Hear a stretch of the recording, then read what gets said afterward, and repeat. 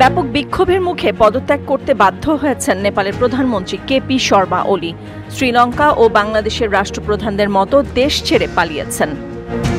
এ অবস্থায় দেশটির পরবর্তী সরকার প্রধান কে হবে তা নিয়ে শুরু হয়েছে আলোচনা। এই তালিকায় সবার উপরে আছেন রাজধানী কাঠমান্ডুর মেয়র বালেন্দ্র শাহ, যিনি বালেন শাহ নামে পরিচিত।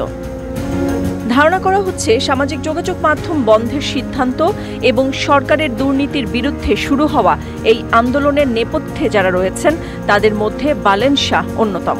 তাকেই কেপি শর্মা ওলির আসনে দেখতে রাজি জেনজিরা। মেয়রের দায়িত্ব থাকলেও সামাজিক কাজেই বেশি যুক্ত থাকতেন বালেন্দ্র।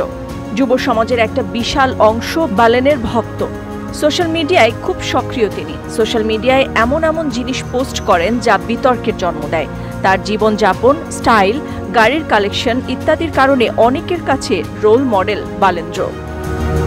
বালেন শাহ কোনো রাজনৈতিক পরিবারের সন্তান নন। তিনি একজন সিভিল ইঞ্জিনিয়ার হিসেবে তার ক্যারিয়ার শুরু করেছিলেন। তারপর র্যাপার হিসেবে ভাগ্য অন্বেষণের চেষ্টা করেন, তাতে সফলতাও পান। সবশেষ রাজনীতিতে যোগ দেন। 2022 সালে কাঠমান্ডুর মেয়র পদে প্রতিদ্বন্দ্বিতা করেন এবং জেতেন। রাজনীতিতে তার অপ্রত্যাশিত উত্থান, জনপ্রিয়তা তাকে যুব সমাজের আইডল করে তোলে। নেপাল সরকার ফেসবুক, ইনস্টাগ্রাম, ইউটিউব এবং এক্স সহ 26টি সামাজিক যোগাযোগ মাধ্যম নিষিদ্ধের প্রতিবাদে রাস্তায় নামে জেনজি হিসেবে পরিচিত দেশটির তরুণ প্রজন্ম। পরে এতে যোগ দেয় সর্বস্তরের নাগরিক এবং বিক্ষোভ তীব্র আকার ধারণ করে। এই অস্থিরতার মধ্যেই বালেন শাহ বিক্ষোভকারীদের সঙ্গে সংহতি প্রকাশ করেন।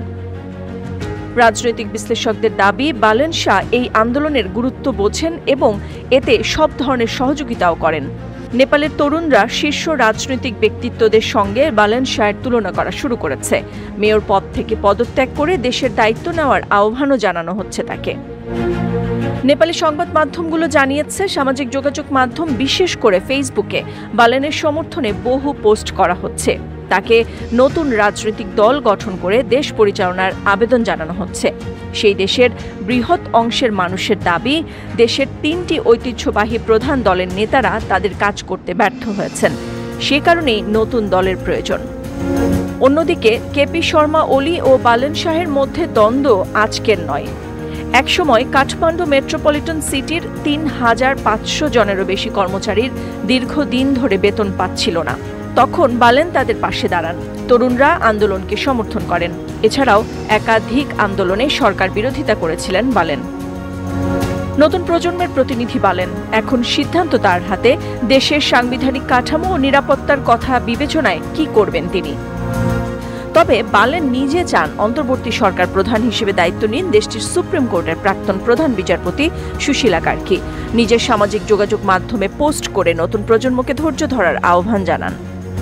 বৃহস্পতিবার নেপালের সেনাপ্রধান ও সুশীলা কার্কির বৈঠক হবে। বৈঠকের পর তারা দুজনেই দেখা করবেন রাষ্ট্রপতির সঙ্গে। রাষ্ট্রপতিকে বর্তমানে জনরোষের কবল থেকে বাঁচাতে সেনা ব্যারাকে রাখা হয়েছে। নাদিরা জাহান, নিউজ ডেস্ক, সারা বাংলা।